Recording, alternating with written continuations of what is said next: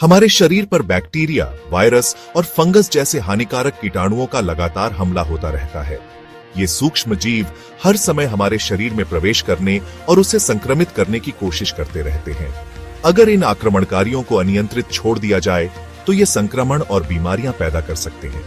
ये बीमारियां कभी कभी गंभीर हो सकती हैं और हमारे स्वास्थ्य को गंभीर खतरे में डाल सकती हैं। शुक्र है कि हमारे शरीर में हमारी रक्षा के लिए एक शक्तिशाली रक्षा प्रणाली है, प्रतिरक्षा प्रणाली। यह प्रणाली हमारे शरीर को इन हानिकारक कीटाणुओं से बचाने के लिए हर समय सक्रिय रहती है। इस जटिल प्रणाली के भीतर एक महत्वपूर्ण लेकिन अक्सर अनदेखा घटक है, रेटिकुलोएंडोथेलियल सिस्टम या RES। यह प्रणाली हमारे शरीर की सुरक्षा में एक महत्वपूर्ण भूमिका निभाती है। RES एक साइलेंट गार्जियन की तरह है जो हमें स्वस्थ रखने के लिए पर्दे के पीछे अथक प्रयास करता है। यह प्रणाली बिना किसी शोर शराबे के हमारे शरीर की रक्षा करती है। यह पूरे शरीर में फैली कोशिकाओं का एक जटिल नेटवर्क है जो तिल्ली, लिवर, लिम्फ नोड्स और यहां तक कि हमारे रक्त में भी स्थित है। ये कोशिकाएं हमारे शरीर के विभिन्न हिस्सों में फैली होती हैं और हर समय सतर्क रहती हैं। ये कोशिकाएं खतरों का पता लगाने और उन्हें बेअसर करने के लिए रणनीतिक रूप से तैनात हैं। जैसे ही वे उत्पन्न होते हैं, ये कोशिकाएं तुरंत प्रतिक्रिया करती हैं और हानिकारक कीटाणुओं को नष्ट कर देती हैं। RES को हमारे शरीर के आंतरिक सुरक्षा बल के रूप में सोचें। यह प्रणाली हमारे शरीर के अंदर गश्त लगाती है और किसी भी खतरे का तुरंत पता लगाती है।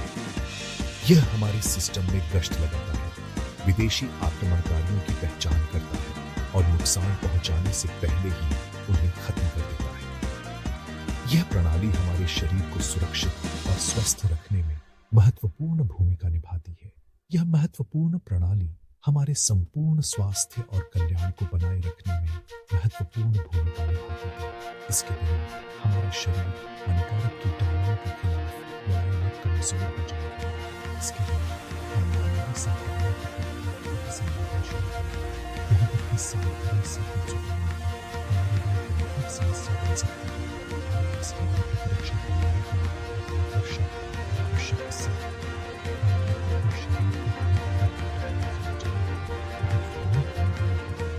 इस प्रक्रिया को समझने से नुकसान से हमारी रक्षा करने की उनकी क्षमता के लिए अधिक प्रशंसा मिल सकती है।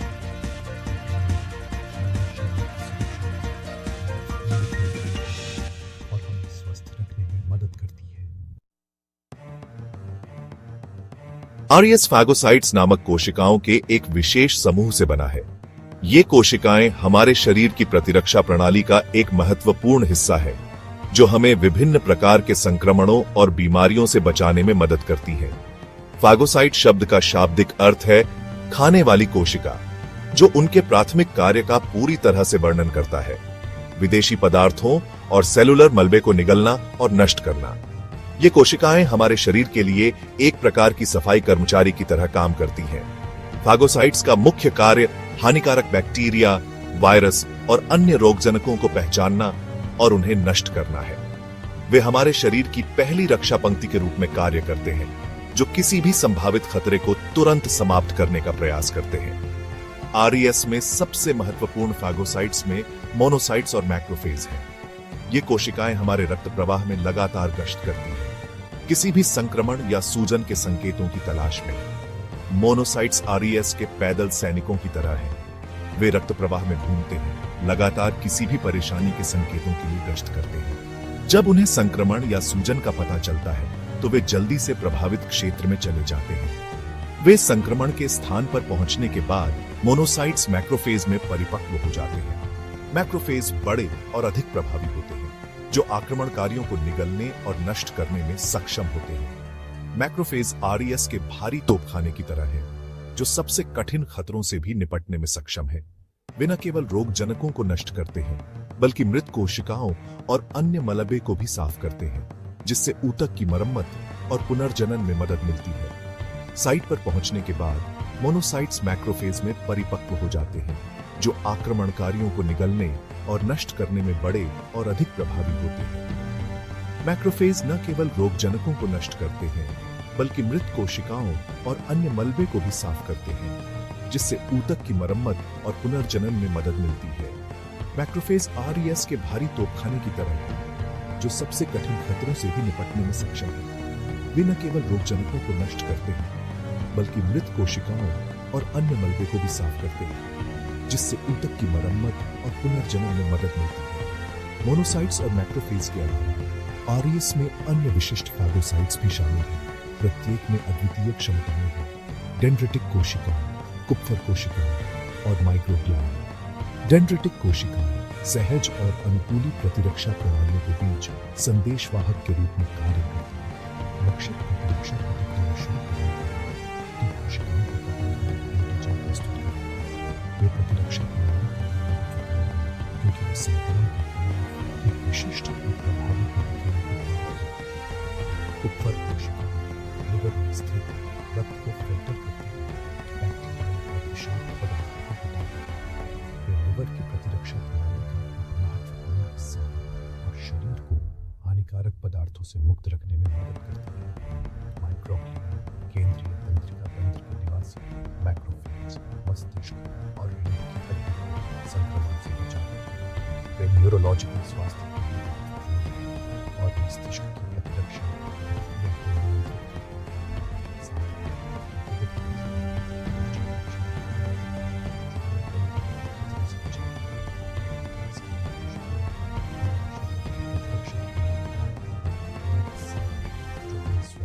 और सुरक्षित रखने में मदद करती है।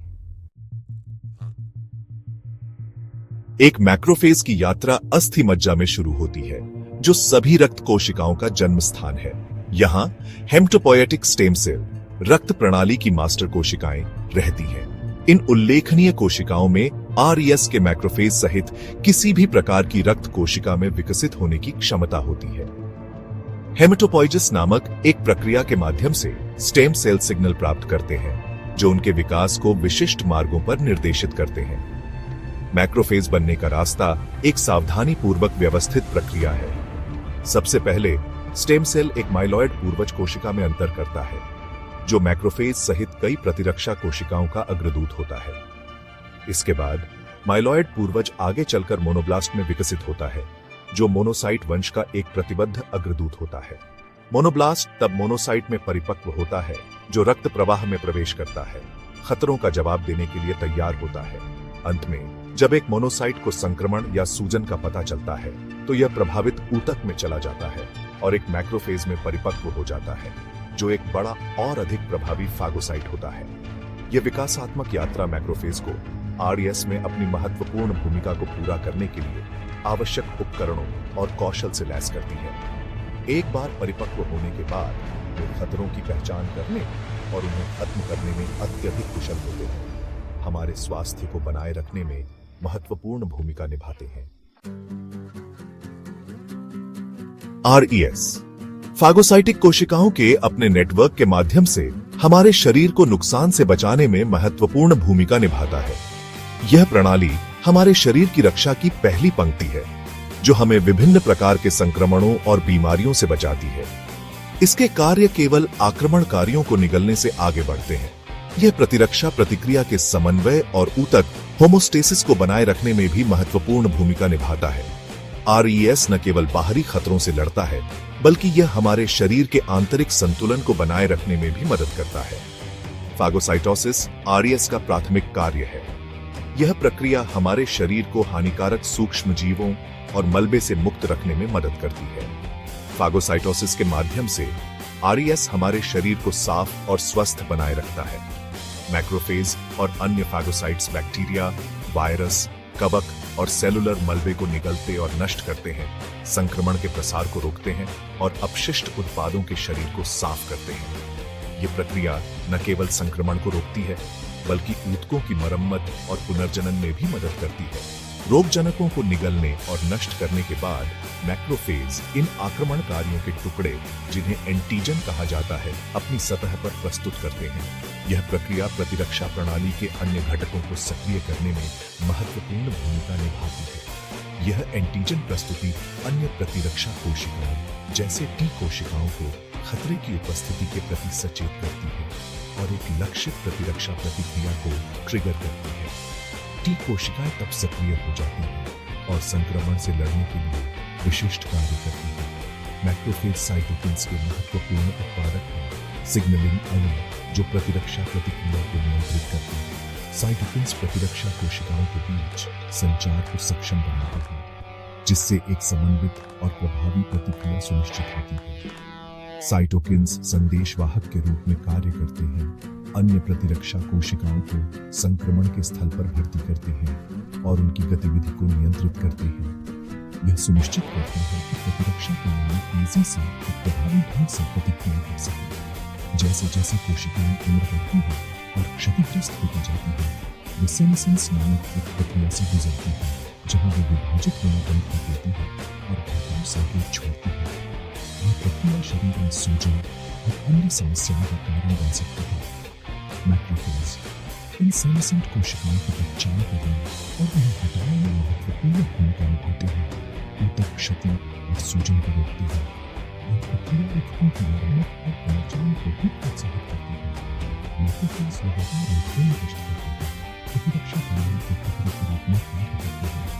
वे किसी भी संभावित खतरे की पहचान करने और उसे नियंत्रित करने के लिए हमेशा तैयार रहते हैं।